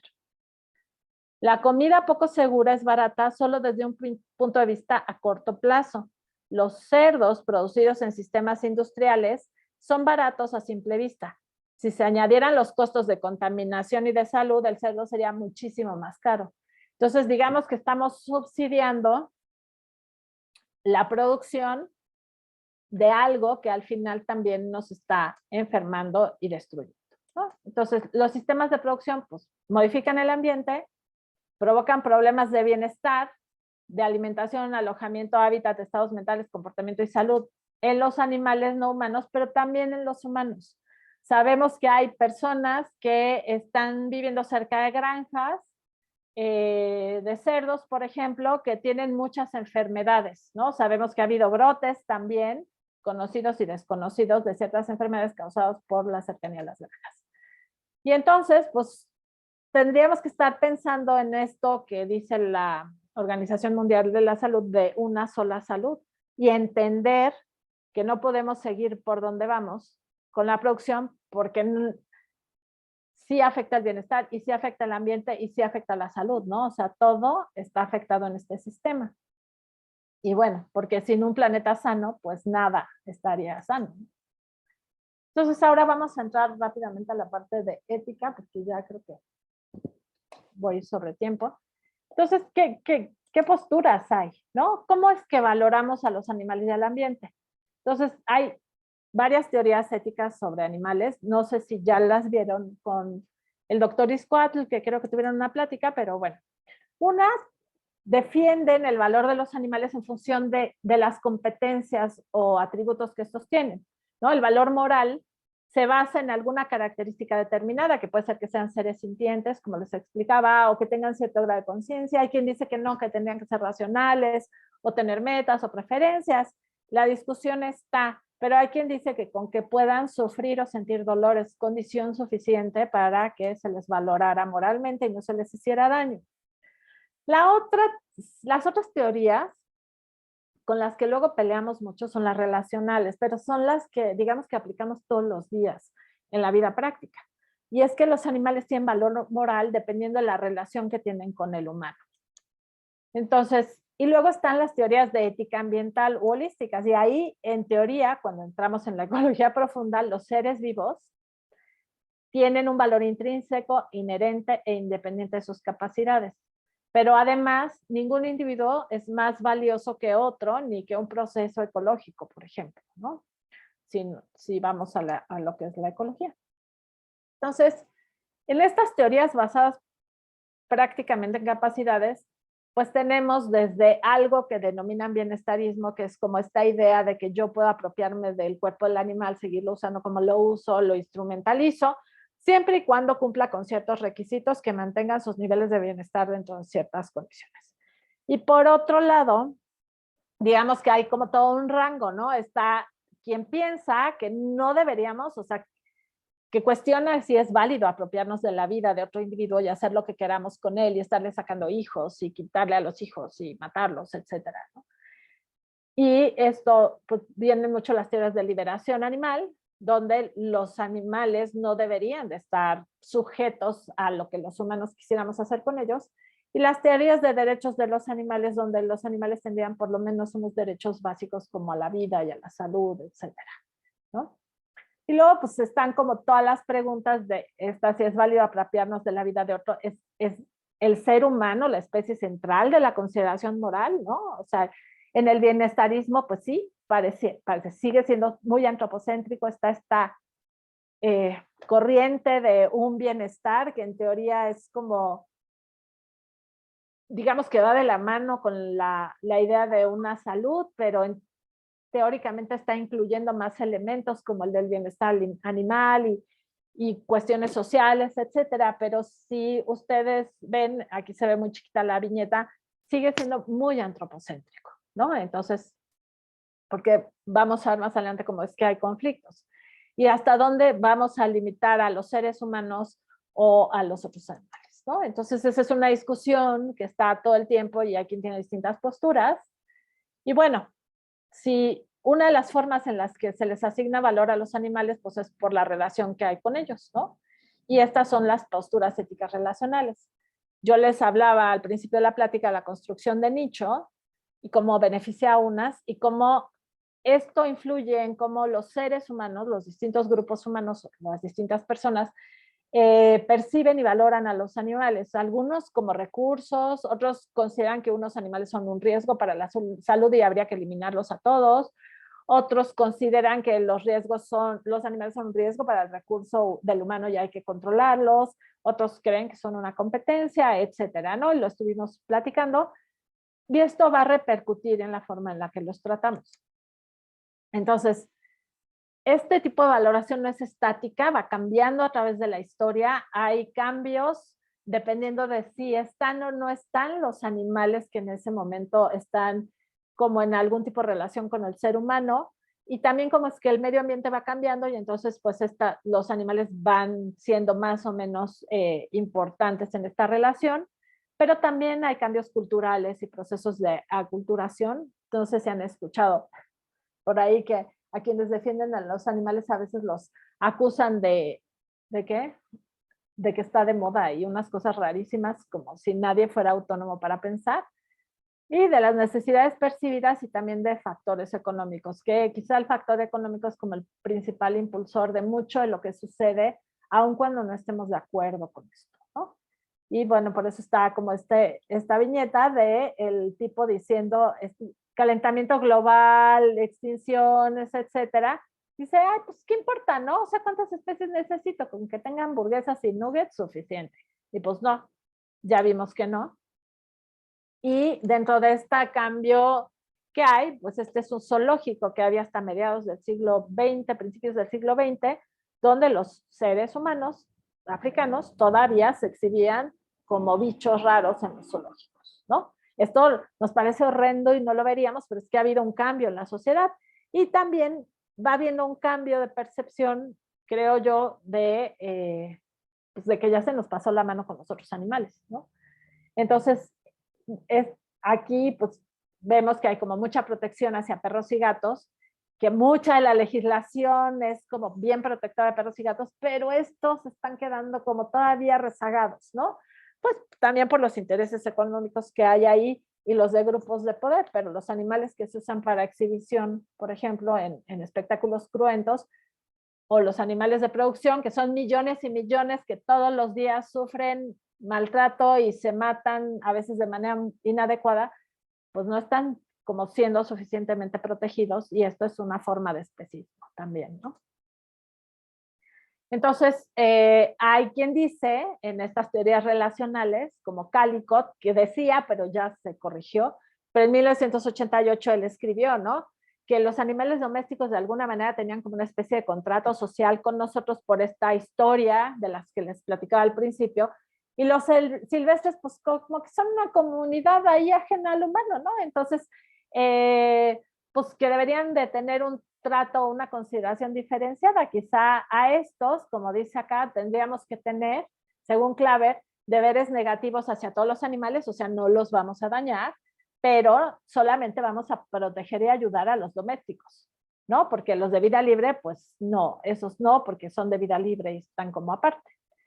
Y después está como esta propuesta, ¿no? De Zoopolis, donde hacen como esta diferenciación que quizá los animales que viven como los animales de compañía en zonas urbanas y en estrecha relación con el humano y son parte de nuestras familias multiespecies quizá, pues serían animales ciudadanos.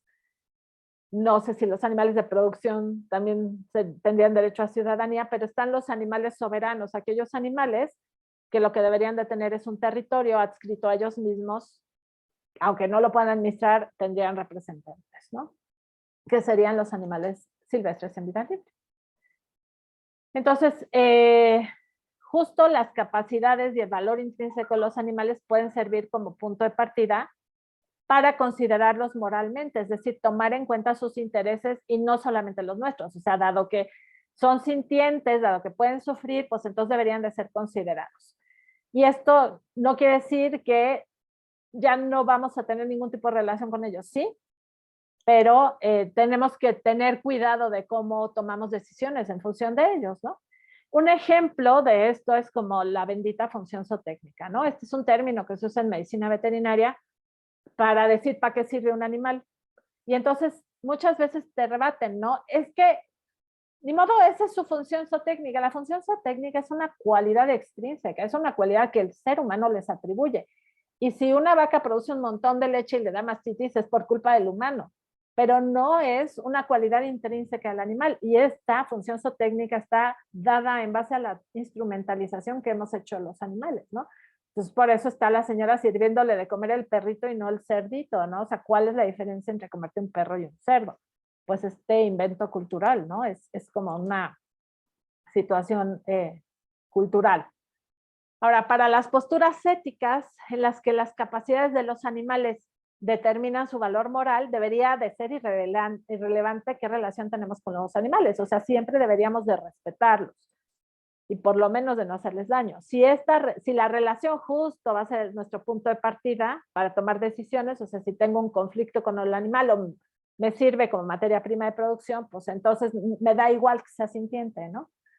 Entonces desplazan al paciente moral, que sería el animal, quien será beneficiado o perjudicado, y nos vamos a centrar en nosotros, que somos los agentes morales.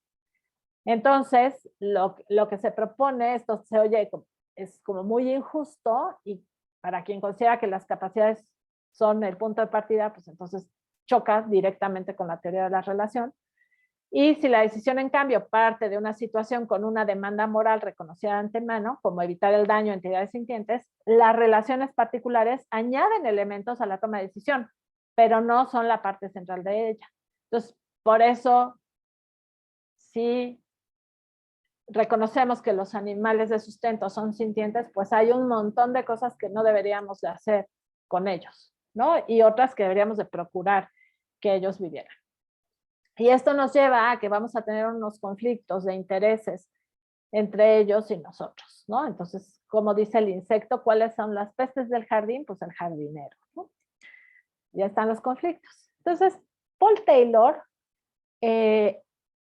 establece unos principios de prioridad en su libro de Respeto por la Naturaleza que funcionan bastante bien para cuestionarnos y para trabajar un poco el ejercicio en lo que tiene que ver con animales fuera del ámbito médico, ¿no? Fuera de la medicina veterinaria, clínica. Entonces, lo que él dice es que pues, hay estos intereses básicos o primarios, que son los que un organismo que posee un bien que le permite vivir, ¿no? O sea, la vida, la salud, la motivación, etcétera. En los seres humanos, pues dañar este interés sería un daño a la racionalidad o a la autonomía o a la subsistencia de la libertad. Y solamente se considerarían intereses básicos aquellos que son comunes a todos los humanos, no como los que son específicos de un grupo, ¿no? Y luego dice que hay otro tipo de intereses que son los no básicos o secundarios que varían de un individuo a otro, pero no son fundamentales para que el individuo sobreviva. Y entonces propone estos principios de prioridad y un poco el ejercicio con los principios que es aquí nada más como un ejercicio para la plática, es, pues dado que nosotros nos beneficiamos a costa de los animales, ¿no? Y que los seres humanos utilizan a los animales para mejorar su calidad de vida o su bienestar. Entonces, hay como varias preguntas cuando entran en conflicto intereses básicos de los animales o primarios, ¿no? O sea, mi interés, el del ser humano, es tan importante como para afectar los intereses básicos de los otros animales, y eso sería un principio de proporcionalidad. O sea, ¿dónde está la proporción de un interés básico con un interés secundario? Entonces, toda actividad pecuaria se justifica. O sea, de verdad las becerras, las terneras de leche que viven aisladas se justifican, de verdad la producción de huevo, de gallina, se justifica, o de verdad podríamos ir mucho más allá. la producción animal como intensiva toda se justifica, pues no, todo eso es como muy cuestionable. ¿De qué forma puedo hacer el mínimo daño al animal del cual me estoy beneficiando? ¿No? Y el mínimo daño de manera indirecta, o sea, todo este daño ambiental y a otros organismos que estoy haciendo, ¿cómo lo puedo evitar? ¿No? Entonces, ¿cómo voy a reducir los efectos indirectos de las actividades pecuarias? Luego, ¿cómo podría actuar con justicia hacia el animal del cual me beneficio? ¿No? O sea, tengo un animal encerrado y le quito a los hijos y además lo voy a matar o no sé, ¿no? O sea, ¿cómo voy a ser justo con eso? Entonces, pues habría que pensar, ¿no? Si realmente, a lo mejor como productor es una cosa y como consumidor, pues si de verdad voy a consumir productos de origen animal, o la verdad es que no los necesito, ¿no? O los necesito muy ocasionalmente. Y luego, si los voy a consumir, pues por lo menos aplicar el principio del mínimo daño, ¿no? O sea, buscar productos cuyo origen y cuya manera de producción pues no les cause tanto daño a los animales.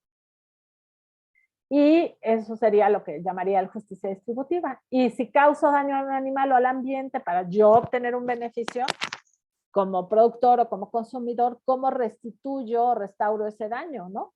Entonces, una manera es, pues a lo mejor ya le quité la cría a su mamá, pues por lo menos que esa cría, lo voy a decir así como muy antropomórficamente, pero que pues, se esté contenta, ¿no? O sea, que tenga una buena crianza, que no sufra, que esté con un grupo social adecuado, etcétera. Y si estoy causando daños al ambiente, pues tener la responsabilidad de evitar los daños y restaurar ecológicamente, ¿no? O sea, contaminé un manto freático, pues ahora lo descontamino, me eché un bosque, pues ahora resiembro, etcétera. Yo soy muy fácil, pero no. Entonces, hay como una serie de alternativas y propuestas relacionadas con la producción. Y voy a empezar desde el bienestarismo y luego voy a ir yendo como hacia posturas como más radicales en cuanto al consumo o al no consumo de productos de origen animal. Entonces, la teoría del bienestar animal dice que tenemos aquí un bienestar bajo y un bienestar alto y que esta es poca productividad y alta productividad. Entonces, este sería un bienestar en un medio natural, tampoco es que estén en jauja, lo vimos con los animales que pues muchas veces viven en vida libre y dependen de que se los coman o de que se parasiten o de que tengan un accidente o de los cambios, etcétera. Si los tenemos, en teoría, hay gente que está muy convencida de que cuando tenemos a los animales como es nuestro cuidado, pues están súper bien, depende, ¿no? De cómo los tengamos, pero sí protegemos su salud, los protegemos del medio ambiente, les damos alimentación, confort, y yo diría posibilidades de expresar sus comportamientos, entonces su nivel de bienestar puede subir. Y vemos aquí, ¿no? Que en relación a la productividad, pues sube también un poquito. Si además tenemos cuidado con lo que hacemos con la selección artificial, con cómo restringimos los comportamientos o la susceptibilidad a enfermedades, pues podría ser que el nivel de bienestar animal estuviera, perdón, ya se me fue un punto de más. Ok, este sería el mínimo, ¿no? El mínimo. ¿Qué va a pasar? Que en las producciones intensivas, pues yo tengo animales altamente seleccionados, restringo sus comportamientos, los hago más susceptibles a enfermedades. Entonces, la legislación muchas veces lo que hace es decir es el mínimo necesario, no te puedes ir para acá en cuanto a bienestar, aunque tu productividad aumente. Y entonces, en teoría, el mejor nivel de bienestar es donde no le apretamos tanto a esta parte de las restricciones y todo, o sea, no nos volvemos tan intensivos, sí nos volvemos como más protectores y más de promover situaciones buenas y nuestra productividad aumenta un poco. Eso es lo que dice la teoría. Entonces, pues ahí se los dejo, pero lo que se está tratando de hacer justamente es en la práctica esto, ¿no? O sea, en lugar de tener estas cerdas entran y salen, aquí no están encerradas y unas están echadas ahí y otras se salen a dormir en las camas profundas donde están mucho más cómodas, ¿no? Estos son otros cerdos con paja, con un ambiente techos altos, mejor iluminación, ventilación, etcétera. Estas fotos son de climas fríos, entonces también a veces lo que se hace es tenerlos en naves para evitar que estén en zonas como donde se enfrían mucho, pueden enfermarse. Y esta también es cama profunda, ¿no? Entonces, son sistemas mucho mejores que los sistemas altamente restrictivos que les estaba como enseñando y les permite osar, descansar, un poco simulando o emulando lo que harían en un bosque, ¿no? Otras alternativas, otros ejemplos es tenerlos en grupos, ¿no? Los becerritos yo les decía que generalmente se encontrarían en grupos, entonces pues tenerlos agrupados, tener mucho cuidado con la higiene y vean la condición de los animales, donde ellos pueden decidir si se paran, si se echan, si juegan con el otro, etcétera. Permitir las interacciones sociales, permitir, ¿no?, a la madre que esté con las crías y que tengan contacto físico, meter elementos de enriquecimiento ambiental. Este es un borrego macho que está aislado, entonces bueno, por lo menos tiene una pelota para jugar. Una vaca que está en un corral que a lo mejor no puede irse a rascar con los árboles o echarse en el pasto, pero le pusieron unos cepillos ahí y lo está usando. Entonces, como regla general, si lo usa es porque lo necesita, ¿no? Cuando estamos con los animales. Y bueno, fomentar que todo esto que veíamos, ¿no? De si el corte de pico, si la densidad animal, si van a no corten las colas, etcétera, pues que se hicieran a partir de lo que se conoce como buenas prácticas pecuarias. Entonces, pues son como otros elementos. Otra manera de plantear las cosas, pues es irse sí a las zonas abiertas, a sistemas, no solo que emulen los sistemas naturales, sino que estén físicamente en los sistemas naturales, que sería la biomimesis. Y tenemos como sistemas así para aves, para cerdos.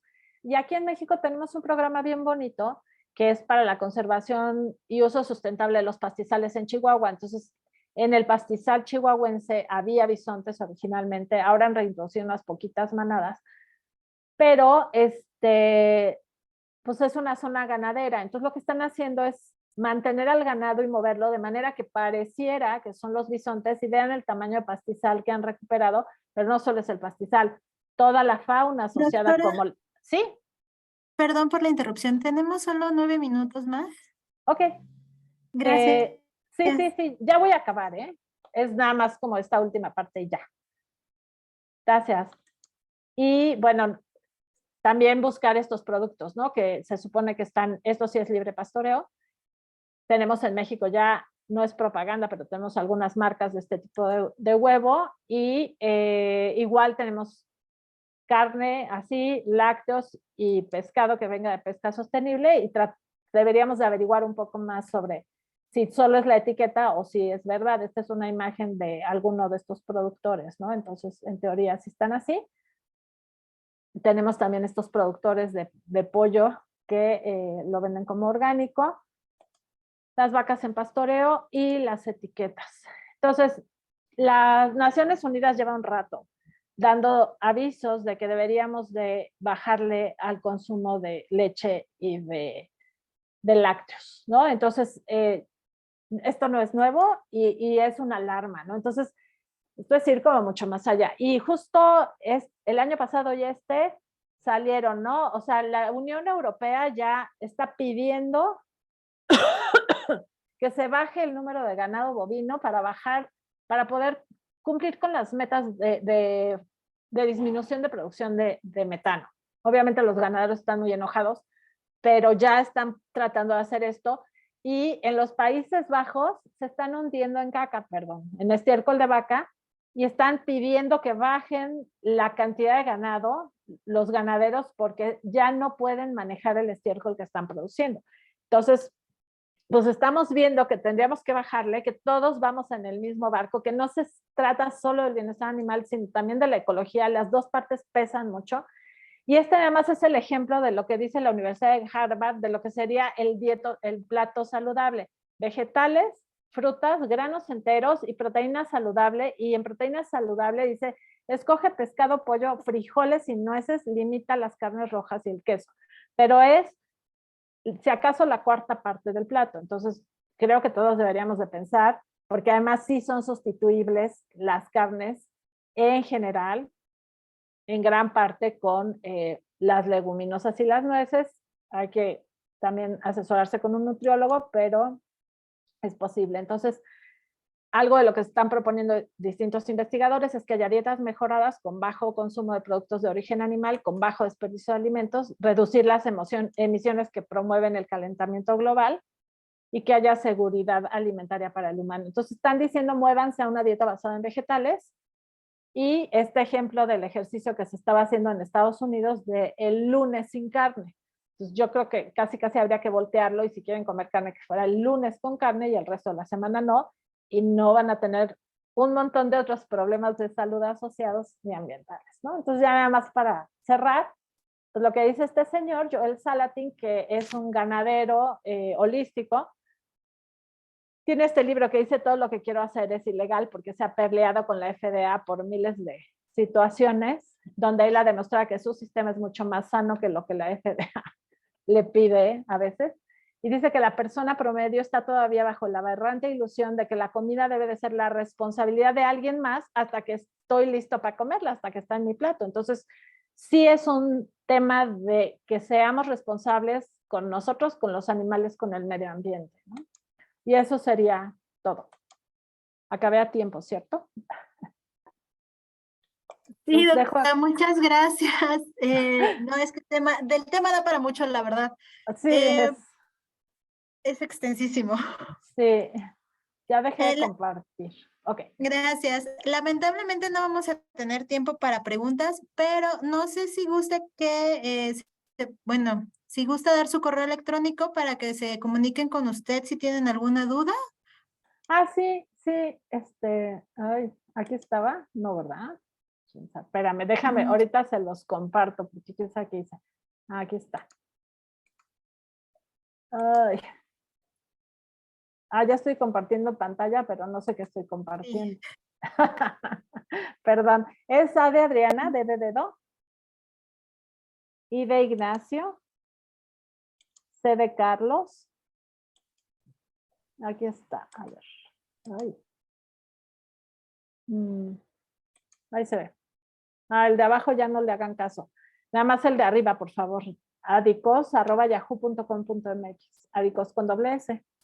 Ok, perfecto, muchísimas gracias. Entonces, si tienen alguna duda, por favor, escriban a la doctora, porque, bueno, lamentablemente no tenemos el tiempo para preguntas. Perdón. Y no, está muy bien, doctora. En serio, el tema es muy extenso y muy interesante, de hecho. Y bueno, pues los invitamos a seguir en nuestro ciclo de conferencias y a que bueno, se registren en las redes sociales del museo, de la comisión. Y muchas gracias, doctora. Muy amable de su parte por esta plática. No, gracias a ustedes, que estén muy bien y bueno, pues bonito. Ya se acaba la semana, bonito viernes. Hasta Sí, luego. fin. Hasta Y luego. bonito fin. Bye. Bye.